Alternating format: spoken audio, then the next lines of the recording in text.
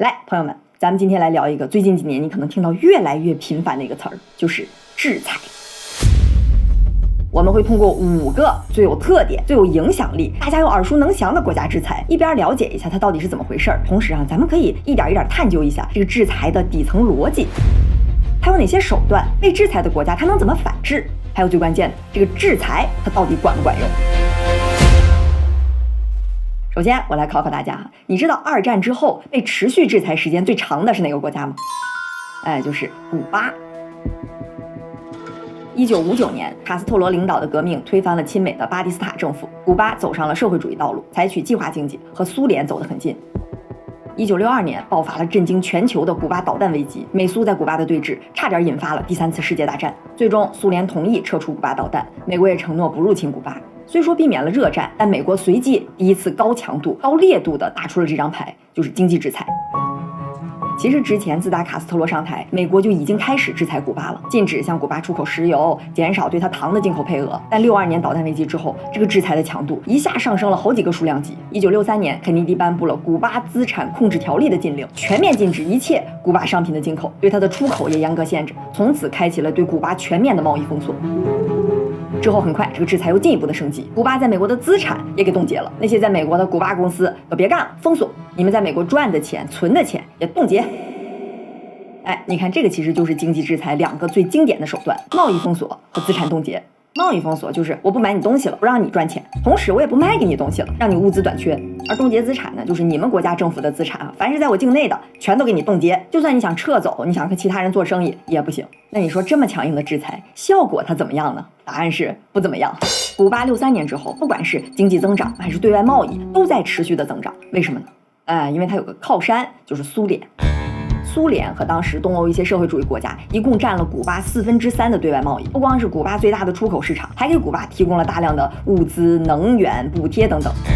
尤其是这个糖，当时苏联会以高出市场价6倍的价格进口古巴的糖，是吧？那基本就是送钱了。你看这么大力度的这种战略扶持，就算古巴在美国眼皮子底下，美国也拿它没什么办法。但是苏联解体之后就不一样了。古巴的靠山一夜之间消失，它经历了历史上最严重的经济危机。90年到93年，它的 GDP 萎缩了大概1/3，对外贸易下降了60%，物资极度短缺，很多地区每天都要停电8到16个小时，粮食供给也被严格限制。限制到什么程度？当时古巴平均成年人的体重下降了5到10公斤，你可想而知那段时期对古巴的经济来说有多糟糕。经济学里有个专有名词，就叫特殊时期，它都不叫古巴特殊时期，就叫特殊时期，你可见它有多特殊。不过经受了这么大的冲击，古巴很快就缓过来了。这个特殊时期还不到5年，尤其是2000年之后，你看古巴这个 GDP 涨得飞快，你说为什么呀？是美国放松对它的制裁了吗？其实并没有，反倒可能还加强了。它缓过来呢，当然有它经济改革的原因，像旅游业发展得很快等等，但还有非常关键的一点，它解决了一个非常非常核心的问题，就是能源。古巴之前的能源主要是靠苏联，不过苏联解体之后呢，俄罗斯对古巴的态度一度非常冷淡，所以他就寻觅来寻觅去，又找到了一个新朋友，而且就在眼前，还是个石油大户，就是委内瑞拉。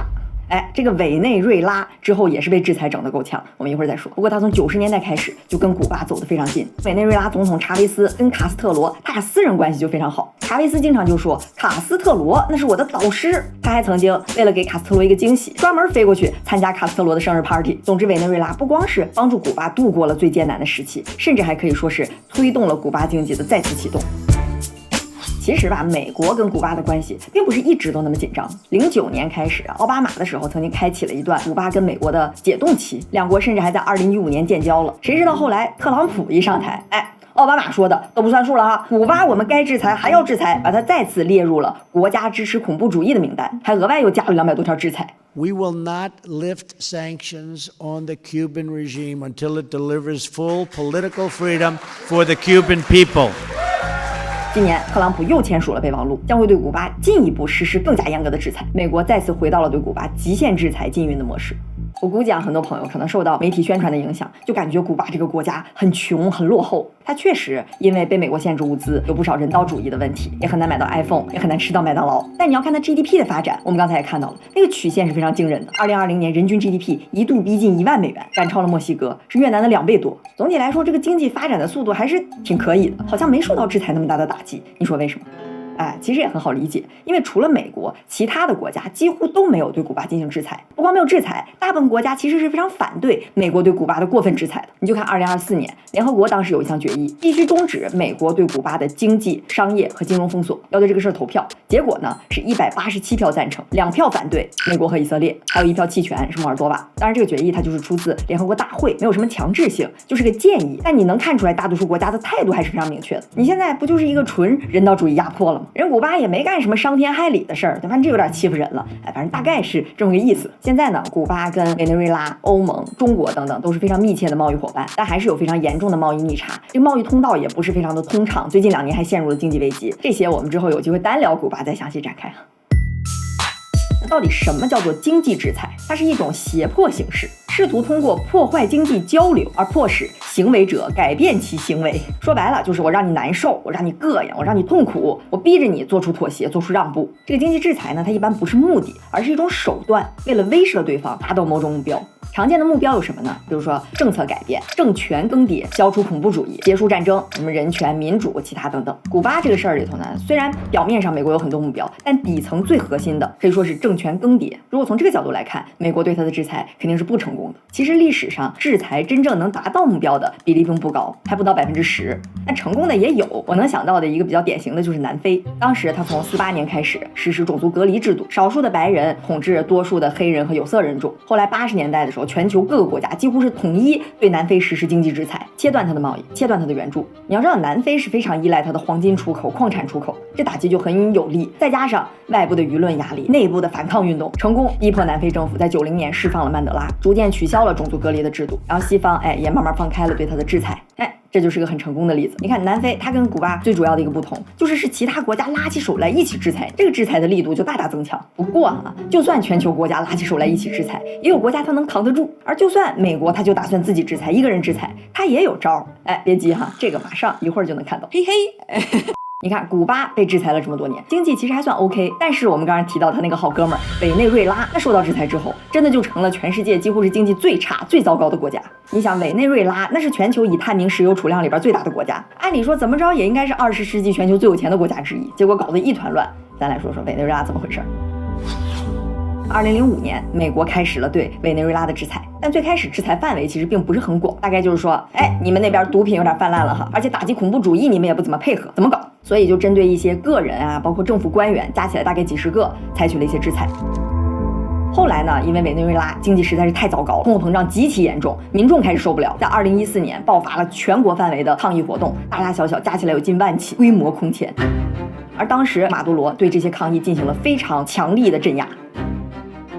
美国这边就认为这个事儿，委内瑞拉政府你们侵犯人权了，立刻开始制裁施压。奥巴马就签署了2014年委内瑞拉保护人权和公民社会法案，开始对更多的政府官员和官方实体实施制裁。但直到这儿都还是那种针对个人的精准打击。刚才我们也说了，制裁的手段一般有贸易制裁和资产冻结，其实这都是已经很严重的制裁手段了。而制裁呢，它一般开始的时候都不会这么严重，都是会先从一些个人或者某些实体、某些公司开始。这种对于扭转整个事件作用不一定那么大，只是打击那些个体。而这些被打击的个体呢，一般在国内都是那种非常有权势的，他也很难被打击到，所以他就变成一种象征性的，也是表达一种强硬的态度，感觉就是说你可别让我逮着了，你要让我逮着，要你好看。你看2014年针对委内瑞拉的制裁，其实不光是美国、加拿大、欧盟、英国等等也都制裁，但都是那种比较克制，就针对个人或者针对一些武器的制裁。但之后谁来了？特朗普，他第一任任期一上来就开始发力。2017年，美国开始对委内瑞拉整个国家层面实施制裁，禁止他的债券在美国市场交易，就是不让你进入美国的金融市场。有些人可能感觉这听起来也还好，对吧？不就是不让你在美国融资了吗？但我跟你说，这个其实对委内瑞拉来说非常要命。美国相当于是设计好的一个精准打击，打击谁呢？就是委内瑞拉的国家石油公司 PDVSA。我们都知道，这种化石能源、石油、天然气，对于这种化石能源国家来说是非常重要的。你像伊朗、俄罗斯都是，但是石油对于委内瑞拉，尤其是对于委内瑞拉政府来说，它更重要。因为委内瑞拉的经济实在是太糟糕了，政府的收入几乎是完全来自石油。你像伊朗、俄罗斯，好歹人经济框架是比较成型的，你甭管是地上的还是地下，甭管它什么结构，人家是有一套自己的运行规则。但委内瑞拉这边基本除了石油，其他经济那完全就是散架的、散装的。它有一个这么好的软肋，美国自然是要瞄准了打。首先就是金融制裁，因为它的石油公司之前是非常依赖美国的金融市场来融资的，这个被排除在外，资金链一下被卡壳了，跟外部的贸易活动几乎就没有办法进行。后来2019年，美国又进一步对委内瑞拉的这个石油公司实施额外的制裁，比如阻止付款、冻结资产。那作为这个被制裁国呢，通常它反制的方式也不难想象，就是我赶紧去找其他的买家，找一些替代买家。你想石油这么稀缺的资源，美国制裁我，欧洲制裁我，那总有人需要，就算麻烦一点，但大部分情况下应该是能找着替代买家的，它不会完全被堵死。你看委内瑞拉被制裁之后，总统马杜罗就立刻把石油公司的欧洲办事处从里斯本迁到了莫斯科，然后开始把大量的原油卖给俄罗斯，通过俄罗斯再转卖给其他国家，这里头很主要的就是印度。但是呢，毕竟这些替代的方案成本更高，需求其实也有限，所以被制裁之后，委内瑞拉的原油收入暴跌，政府收入占 GDP 的比例从原来30%左右跌到了不到10%，同时融资渠道也给美国堵上了。你就想要是你收入一下被砍了1/3，贷款也被限制了，什么小额贷、消费贷全都不让用了，那肯定你一些非必要的开支全砍了。要是椅子腿儿断了，那就拿石头垫着；要是感冒了，那就自己扛着；要是灯泡坏了，那就早点睡觉；要是马桶坏了，那就去公共厕所。委内瑞拉也差不多，它就开始大量削减民生类的开销，基础设施维护的开销，导致它国内很多基础设施都严重老化，也经常停电。自来水、卫生、医疗系统都难以维持，委内瑞拉的经济完全崩溃。2019年的通货膨胀率超过了30%。最近，美国跟委内瑞拉的关系更加紧张。美国以毒品为名炸了好几艘委内瑞拉的船只，国务院和司法部还悬赏5000万美元，给提供任何线索导致逮捕或定罪马杜罗的人。美国这么针对马杜罗，官方的理由是俩，一个是说他涉及毒品，一个是说他扼杀民主。不过咱公理公道讲，他经济这么糟糕，咱不能全来制裁，甚至制裁在这里头真的就是很小的原因。但这个我们肯定今天不展开讲了。说实在的，今天我们说到的这些国家都非常的有意思，甚至可以说很奇葩，有机会我们都是要单独开一期讲的。但今天呢，我们核心还是围绕着制裁说。进入到恶性通胀之后，对于他的普通人来说，断水断电就是家常便饭，那个纸币拿在手里都是真烫手，恨不得立马就去排一天队买粮食。但即便情况已经这么糟糕了，可以说制裁已经把委内瑞拉的经济推向了深渊。可是至少到目前为止，这个制裁的目的依然没有达到，马杜罗还是总统。你看委内瑞拉和古巴这俩例子，我们已经发现了一个非常重要的规律，就是经济制裁，你甭管是针对谁，其实最终更多直接压迫的是被制裁国底层人民的生活。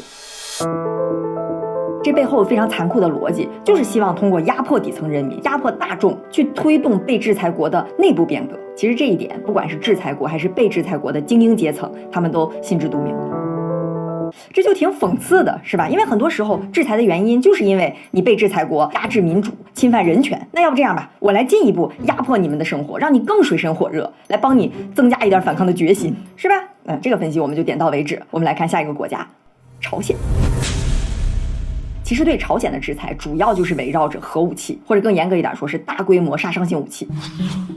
1994年，美国和朝鲜达成了核框架协议，朝鲜同意冻结它的核计划，并且接受国际原子能机构的监控。美国呢，则提供2座清水反应堆，提供石油，逐步放开它的经济。但这个协议并没有持续多久，双方在2002年关系就崩了，双方都指责对方说你没有履行协议的义务，这个我们具体就不掰扯了。总之，协议破裂，朝鲜在2003年退出不扩散核武器条约。在那之后，中国、日本、朝鲜、韩国、俄罗斯、美国针对朝鲜核问题进行了多轮的6方会谈，但很难达成实质性协议。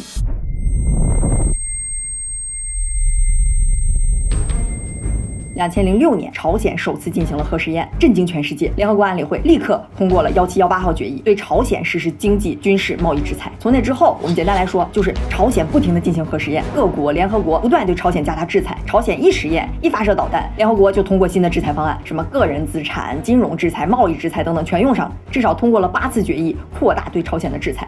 你要知道哈，联合国它其实是很少对一个国家整体，或者是对这个国家的政府去进行制裁的，大部分时候是针对一些个人或者一些实体。为什么呢？一方面你要整体制裁，这个力度确实是太强太大了。另一方面呢，也是联合国安理会它大部分时候很难达成一个统一的意见。你想啊，要是联合国安理会通过一个制裁决议的话，必须15个成员国多数通过，更关键的是这5个常任理事国没有否决，这就很少见。你比如说2022年的时候，美国其实尝试推动联合国扩大对朝鲜的制裁，但是就被中国和俄罗斯给否了。总之呢，联合国对朝鲜这么多轮的制裁，从限制范围来说，可以说是全球最严厉的制裁之一。而朝鲜呢这边依然是我行我素，你制裁你的，我实验我的。你看，从2012年金正恩时期开始，朝鲜发射导弹的数量明显增加。这不奇怪吗？我们刚才也说了，制裁需要很多国家联合起来，它这个效果才更强。而对朝鲜，联合国这边已经联合制裁了，但朝鲜没有被威慑到，反而发射更多的导弹。你说他为什么这么刚呢？一方面确实他对核武器非常的渴望，还有很关键的一点，制裁为什么对他没有那么有效？因为朝鲜非常的封闭。二战之后，朝鲜一直可以说是全球最封闭的经济体之一。冷战时期相对还好一点，苏联解体之后，朝鲜就更封闭了。你想制裁的本质就是孤立一个国家，但朝鲜自己就先把自己给孤立起来了，再施加制裁，效果肯定就没那么理想。2017年，朝鲜的出口占 GDP 的比例已经被压到只有1%了。你要知道，这个数字低于10%的国家都非常少见，很多欧洲国家都超过了40%，像什么新加坡、阿联酋都超过100%，而朝鲜只有1%。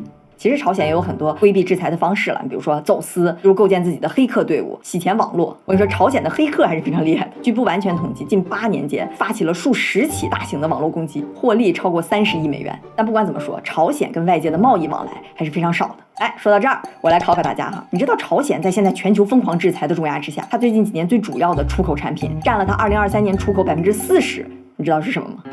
来给你几个选项哈 ：A. 矿石 ，B. 玩具 ，C. 汽车 ，D 以上都不对。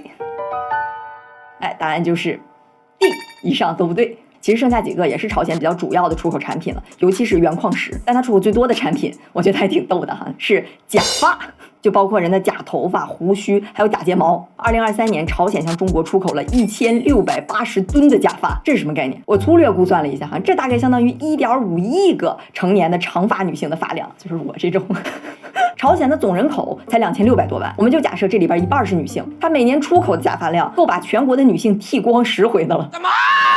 这怎么可能，对吧？他一年哪来那么多假发？当然有人猜说他其实出口的不是真人的头发，确实可能有这种情况发生，但主要是因为他会先去进口别的国家的原发，就跟石油似的，你进口原油然后精炼，头发我得进口原发。对于朝鲜来说，它主要是从印度买，然后过来加工，我把它整理整理，打包好或者粘成各种发饰，然后出口到全球。一般呢会先通过中国，然后出口到全球。所以你看，朝鲜在23年进口的第一大产品，也是头发。好，我们要说的下一个被制裁国，其实它呢之前的制裁是有过成功的谈判结果，而且还不止一次，就是伊朗。伊朗经济我们单开说过今天我们主要是针对制裁来聊聊。1979年，伊斯兰领袖霍梅尼刚刚革命成功，巴列维王朝被推翻，建立了伊朗伊斯兰共和国，巴列维国王跑到了海外。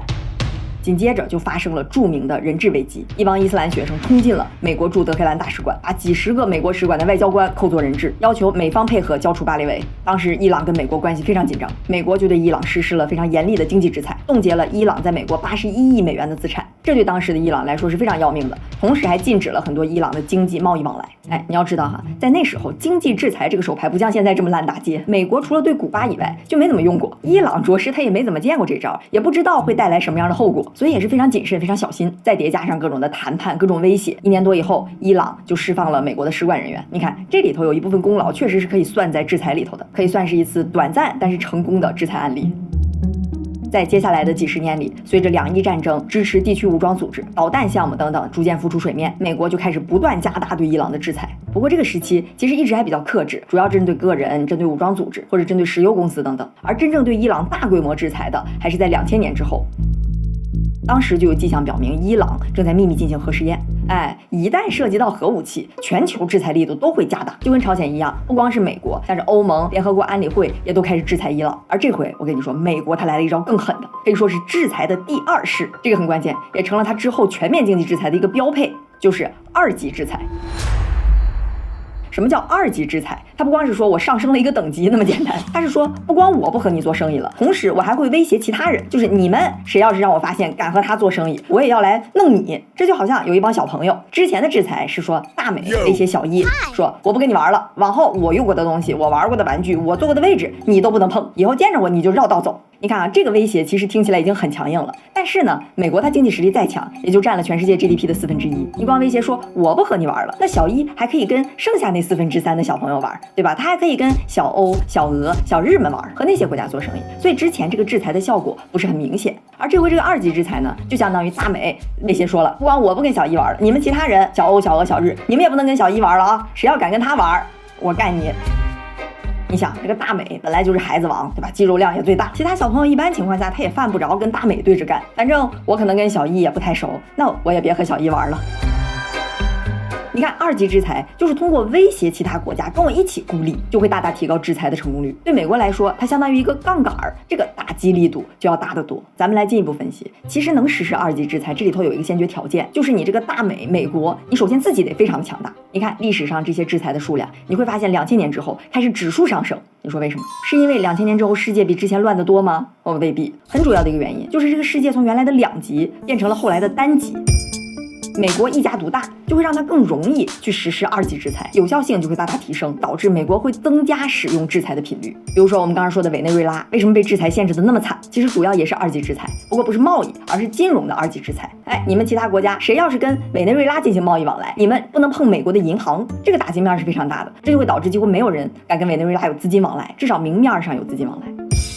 总之，2010年，美国对伊朗实施了更严厉的制裁，再加上联合国的制裁，让伊朗遭受了沉重的打击，也迫使他又回到了谈判桌上。从2013年开始跟各个大国谈判，终于在2015年签订了著名的伊朗核协议。伊朗同意限制部分的核活动，来换取制裁的缓解。这个协议可以说是经济制裁谈判史上的一个高光时刻。制裁终于是和平的推动了一个重大协议的达成，伊朗果然得到了一些经济上的缓解，部分资产被解冻，石油出口也开始恢复。但是好景不长，接下来谁来了？他就说了，这个伊朗之前的协议是一个非常糟糕的 deal， 我们反悔了，重新开始对伊朗制裁，而且还加重了，导致伊朗的石油出口断崖式下跌。今年伊朗跟联合国的谈判也濒临崩溃，联合国刚刚在今年9月份恢复了对伊朗的制裁。而伊朗躲避制裁的方式，我们之前也详细聊过。其实这么长时间，它已经可以说是形成了自己的一套反制的体系，通过海上的幽灵舰队，通过走私网络，一定程度上缓解了制裁的烈度，使得它控制经济的2只大手革命卫队和基金会力量得到了大幅的加强。但整体的经济在美国制裁的重压之下是被严重压制的，尤其是在疫情之后，陷入了非常严重的粮食危机、能源危机，还有恶性通货膨胀，里亚尔的汇率持续暴跌。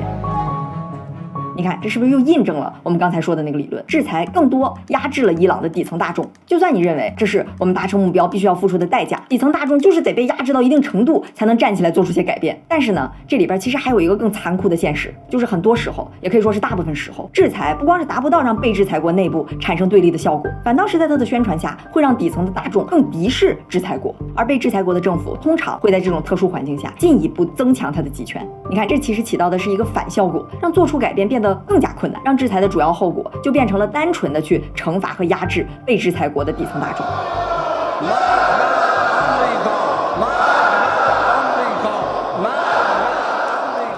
好，接下来我们要说的最后一个被制裁的国家，可以说是刚才我们说到的这些方式的一个大汇总、大总结。美国、欧盟基本上把这么多年制裁的看家本领都用在身上，想必大家也都猜出来了，就是俄罗斯。其实在俄乌战争之前，2014年俄罗斯占领克里米亚开始，包括美国、欧盟、加拿大、澳大利亚、日本在内，很多国家地区都对俄罗斯实施了制裁。这个其实在当时看来已经非常严厉了。从被制裁的项目数量来看，那时候最多的是伊朗，有3616项，而俄罗斯排在第2，有2695项。这听着不少了吧？这相对于之后的制裁就是毛毛雨。俄乌战争之后，俄罗斯被制裁的数量翻了10倍，超过了25000项。全球各国对俄罗斯实施了有史以来规模最大、项目最多的制裁。对俄罗斯的制裁，我大概分这么几大类。首先，第一条，我估计大家都会抢答了，就是针对个人和实体。之前大部分国家这项就是象征性的，但对俄罗斯来说还真是有点用的，因为俄罗斯它真的是有很多很有钱的寡头富豪，把钱放在海外的银行，或者说把钱藏在海外的银行，这里边有银行资产，有公寓，有游艇，据估算总共冻结了俄罗斯寡头30亿美元的资产。这点钱呢，虽然从宏观层面上来说对俄罗斯经济造成的打击肯定比例很小，但它确实非常精准地打击到了俄罗斯的高层、俄罗斯的精英，还限制他们出国，这富豪可能都气得牙痒痒。而对俄罗斯制裁的第2大招就是 SWIFT。这个词儿估计大家都有所耳闻。SWIFT 的全称叫做环球银行金融电信协会。简单来说，它是全球银行之间转账通信一个标准化的语言。比如说，大家进行国际转账的时候，都会有一个 SWIFT code。这个 SWIFT 系统连接了全球超过11000个实体。这个今天我们就不细说了总之，就是绝大多数银行之间的跨境转账都得用这套 SWIFT 的标准。一般情况下，你要是不用这个 SWIFT， 对方银行是不认的。作为制裁的一部分，有45家俄罗斯的银行和4家白俄罗斯的银行被禁止使用 SWIFT 进行国际支付。这这就相当于阻隔了俄罗斯大部分银行跟海外的资金通道。注意它不是完全阻隔，毕竟 SWIFT 只是一个标准化的语言，就好像我为了切断你跟外界的联系，我不是说把你给关起来或者把你手机没收了，但是很多主流的聊天 app 你不能用了，微信你不能用了，这样一来你想要跟别人联系，成本一下就高很多。要么你写信，对吧？或者打电话，或者你自己重新开发个 app， 然后你还得要求对方配合你写信、打电话、用你的 app， 就很麻烦，对吧？而这种麻烦从宏观层面上来讲，就是巨大的经济损失、经济成本。那面临这种经济制裁，俄罗斯怎么反制呢？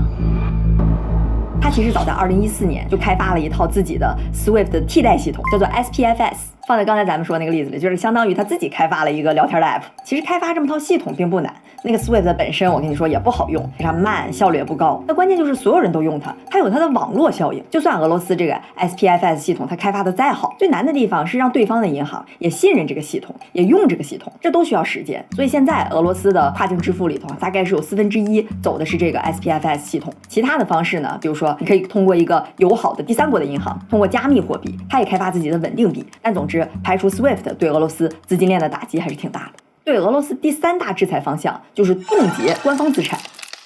官方资产其实主要就是俄罗斯央行的资产，就是它的外汇储备。其实我们刚才讲古巴、伊朗的时候也带到了，就是像美国、欧洲，它会把你们国家相关的，只要我能够得着的银行、金融机构里的资产全都给冻结。这回俄罗斯被冻结大概有3000亿美元，占到了它外汇储备的大概1半。而你知道它被冻结的钱主要是在哪个国家吗？我估计你肯定想不到，就是比利时。为什么是比利时呢？因为你想，俄罗斯它央行的钱，它的外汇储备不可能都是现金，它会买大量的金融资产，比如说欧美的债券，而这些债券，尤其是欧洲的债券，它都需要经过一家叫做 Euroclear 的公司去做清算或者说托管。所以说，俄罗斯央行买的欧洲债券都必须经过比利时的公司 Euroclear 的，这回全都被冻了。那央行的外汇储备被冻了，它就很难去自由的调节汇率。这也是为什么你看战争刚开始的时候，卢布跌得非常厉害。不过呢，俄罗斯它有一点很厉害，就是它有印钞机啊，就是它的能源。你想，俄罗斯1年的能源出口大概能赚2000到3000亿美元，所以它央行被冻了3000亿，短期影响很大。但说实在的，长期它想缓过来其实并不难。好，那下一个制裁方向也是我们刚才提到的贸易制裁。对俄罗斯来说，就是针对它的印钞机、石油、天然气。不过你要限制俄罗斯的石油、天然气，这个对制裁国家它也有它的难处，就是欧盟实在是太依赖俄罗斯的能源了。你要知道，它之前45%的天然气，将近1半都是来自俄罗斯，这就属于伤敌1千，可能自损3千。说实在的，欧盟也就是要争口气，对吧？我得表态。所以你看，22年的时候，绝大多数的欧洲国家也自己陷入了能源危机。而且因为俄罗斯的天然气、石油出口量实在是太大了，欧美也不敢直接禁止，怕引发全球性的能源危机，所以他最后决定怎么制裁呢？就是俄罗斯你还是可以出口石油，但是所有海运的石油必须得有个价格的上限，这个数字在22年底定在了60美元一桶，大概是当时市场价的8、5折。你看，他就想通过这种方式，一方面可以限制俄罗斯的收入，同时又不至于对全球的能源价格产生太大的影响。而这里头你知道最大的受益国是谁吗？我们刚才其实提到了好几次，就是印度。西方刚开始要制裁俄罗斯原油的时候，印度就跳出来了，说什么制裁？你们制裁，我不制裁啊！什么价格上限，我不认。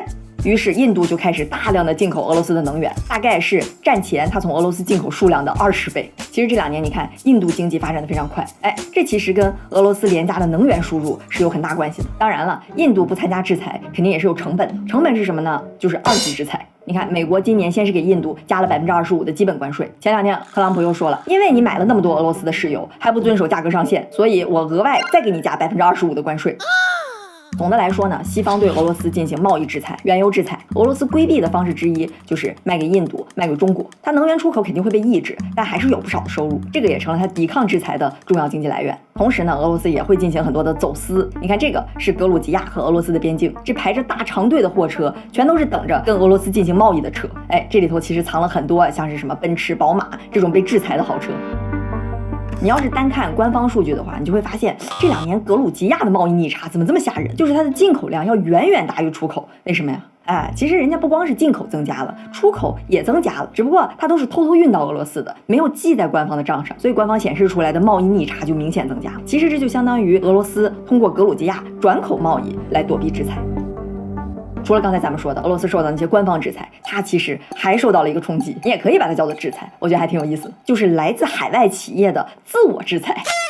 就是很多西方的跨国品牌，虽说我还是能在俄罗斯合法经营，但是呢，他们担心一些舆论风险，就说不行，我得撤，纷纷自己把自己给制裁了，把业务搬出俄罗斯。你就想象1个礼拜之内，大家生活中熟悉的那些大品牌全没了，全关门了，这其实影响还是挺大的。不过呢，你仔细想一想啊，这其实并不代表说这些行业立刻就出现了真空，因为原来的那些实体店、那些员工、那些产业链都还在，公司撤走了，但是俄罗斯可以怎么样呀？还可以换汤不换药，我可以原班人马，立刻成立一个新的俄罗斯山寨版，继续运营。